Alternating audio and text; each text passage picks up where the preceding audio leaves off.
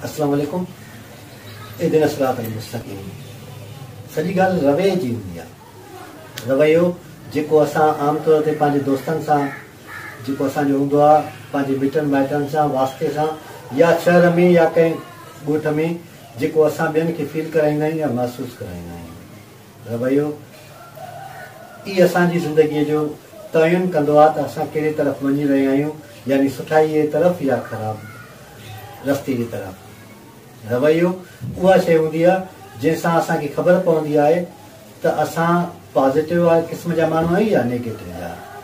तव्हां ॾिठो आहे त कॾहिं कॾहिं माण्हू कंहिंसां कचहरी कंदो आहे त उहो ख़ामोश हूंदो आहे, पर हुनजी घूर, हुनजी अखियुनि जो अंदाज़, हुनजे ॾिसण जो तरीक़ेकार एॾो ख़तरनाक हूंदो आहे, हुनजो रवैयो एॾो ख़राबु हूंदो आहे जो हुन मां ख़ौफ़ ईंदो आहे। हू बि हदीस में आयल आहे त तव्हां कंहिंखे एॾो कावड़ में बि न ॾिसो, छो जो कावड़ में ॾिसण बि गुनाह आहे। रवैयो सुठो हुजणु घुरिजे, माण्हूअ खे पॉज़िटिव हुजणु घुरिजे। नेगेटिव क़िस्म जा रवैया हमेशह माण्हू ते असर छॾींदा आहिनि। एटीट्यूड ई असांखे ॿुधाईंदो आहे त असां कहिड़ी क़िस्म जा माण्हू आहियूं या कहिड़ी शख़्सियत जा मालिक आहियूं। एटीट्यूड ई सभु कुझु हूंदो आहे। तव्हां ॾिठो आहे त जंग जो जेको बादशाह आहे उहो शींहुं आहे, पर हक़ीक़त कुझु उबतड़ आहे। कीअं? जंग में तव्हां ॾिठो हूंदो त चालाक में जानवर लूमड़ी आहे, वॾे में वॾो ज़राफ़ आहे या ज़राफ़ बि जंहिंखे चवंदा आहिनि, या जेको वज़न वारी शइ आहे उहा हाथी आहे, ऐं तेज़ डोड़ण में वरी चीतो आहे। पर हक़ीक़त पुछंदो त शींहं जो आहे उहो सॼो ई हुनजो बादशाह आहे, हुनजो मालिक आहे। कीअं?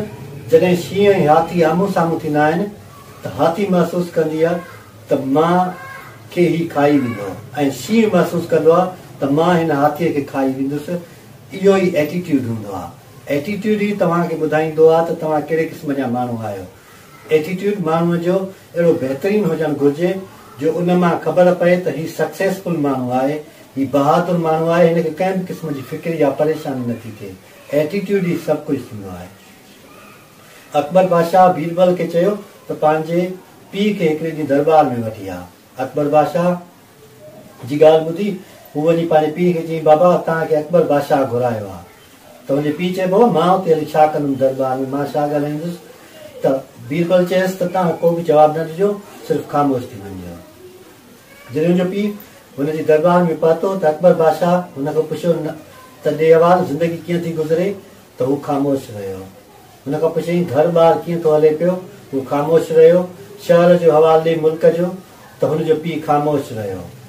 त ओॾी महिल अकबर बादशाह खे गुस्सो आयो ऐं हुन पंहिंजे बीरबल ॾे निहारे चई त बेवकूफ़ सां माण्हू कीअं फेस करे? चई साईं जीअं बाबा साईं करे रहियो आहे। सिधो बादशाह खे चई त तव्हां जो जेको रवैयो आहे उहो अहिड़ो आहे सख़्तु ऐं अणवणंदड़, ऐं बाबा तव्हांखे उहा वणंदी ॾेई रहियो आहे। त एटीट्यूड ई सभु कुझु हूंदो आहे। एटीट्यूड तव्हांखे बहादुर बणाईंदो आहे। एटीट्यूड तव्हांखे उहो ॾेखारींदो आहे त तव्हां केतिरा दिलेर आहियो। नज़र शींहं वारी हुजणु घुरिजे ऐं होशियारप अहिड़ी हुजणु घुरिजे जो माण्हू जंहिं मंज़िल जे तरफ़ वधे त उन में माण्हूअ खे मंज़िल बि मिले ऐं रस्तो बि मिले, ऐं माण्हू पंहिंजो पाण खे तारीख़ में बि ज़िंदा रखी सघे। हर ईंदड़ वक़्त में तव्हांखे यादि कयो वञे, तव्हांजा मिसाल ॾिनो वञे, उहा ई ज़िंदगी हूंदी आहे। अलाह साईं असां सभिनी खे सिधो रस्तो ॾेखारे ऐं सिधे रस्ते ते हलण जी तौफ़ीक़ अता फरमाए।